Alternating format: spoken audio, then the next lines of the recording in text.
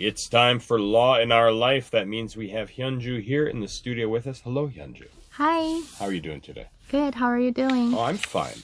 And it's great to have you here in the studio. And just quickly for our listeners just tuning in, you are a lawyer here in Gwangju, right? Yes. I'm Hyunju, a lawyer practicing in Gwangju. I work with expats here and provide some legal information on my YouTube channel. Okay, very good. Now, let's start learning about things. What are we going to talk about today? Today, I'd like to talk about how to get my key money back after the termination of the lease. All right. You know, I've never had a problem with that, and I'm lucky because I've heard of people having big trouble with that.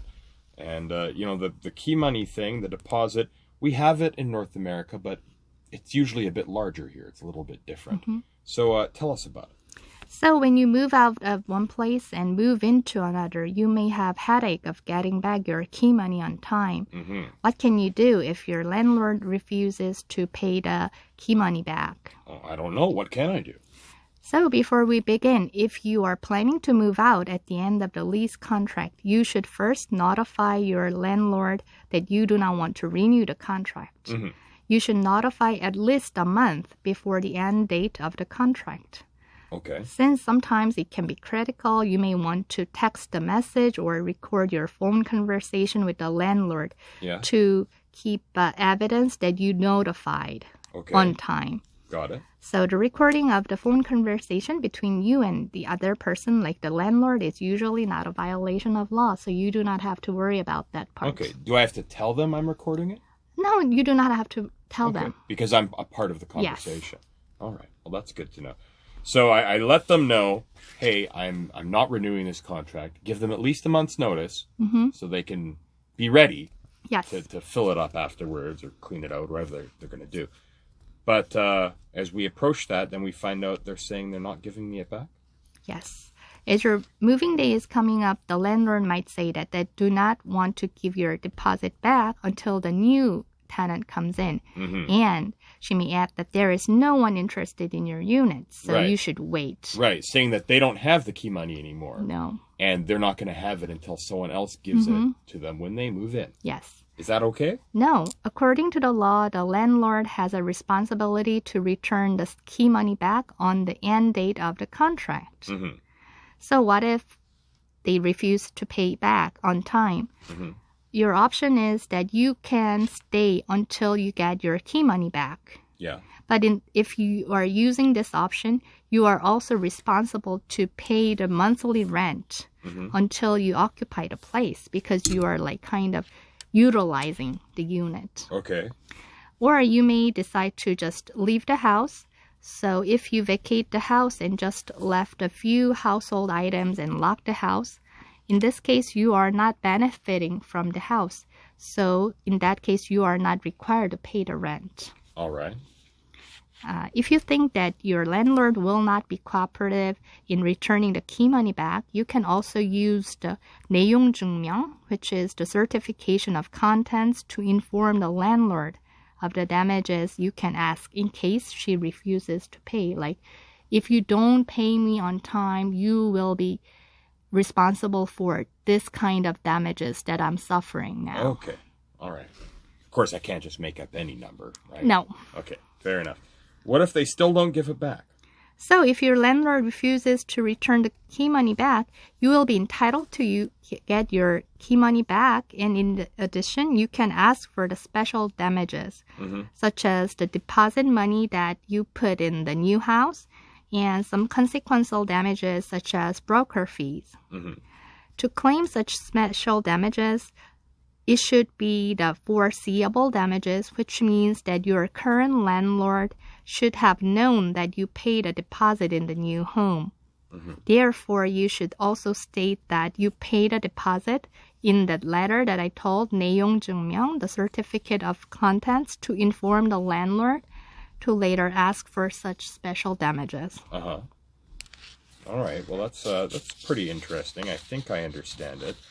Now, what if they're not paying anybody back? What if they've got a bunch of people, renting in a little apartment or a villa or something, and there's a bunch of people they owe money to?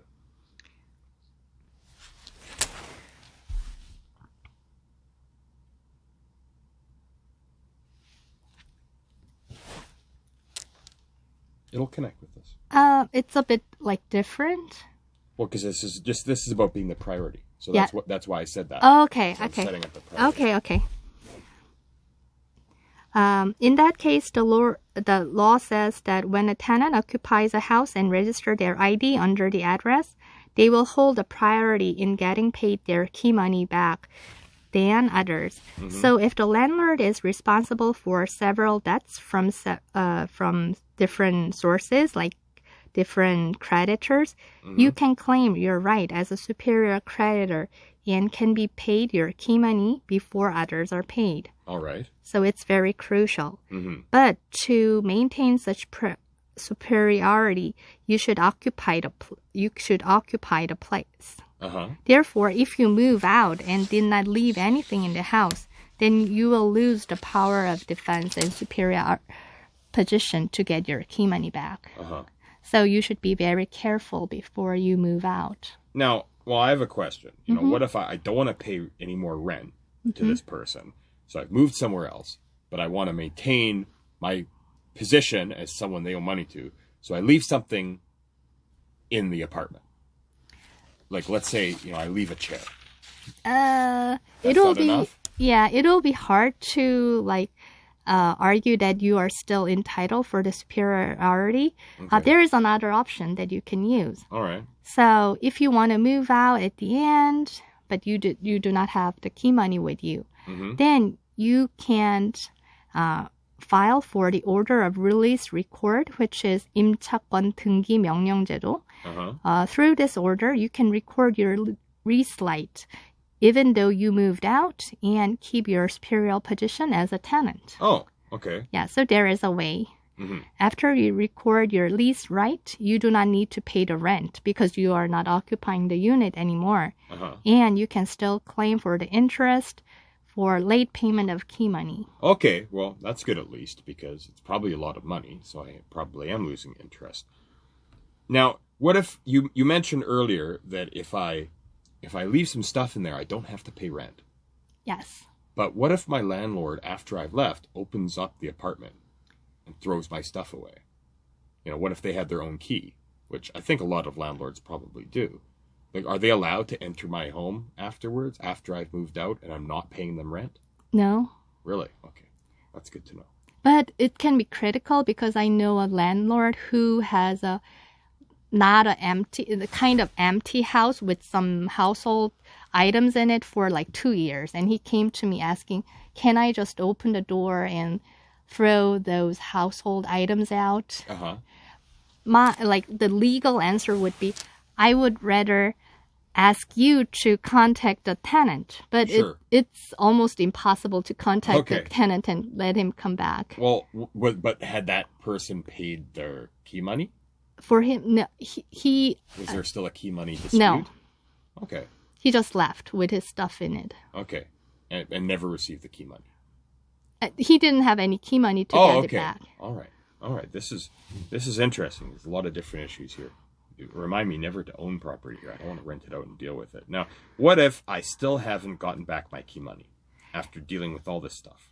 Then you can file a lawsuit against the landlord. But before you file a lawsuit, you can provisionally attach the property to protect your right for the key money, which is called 가압류.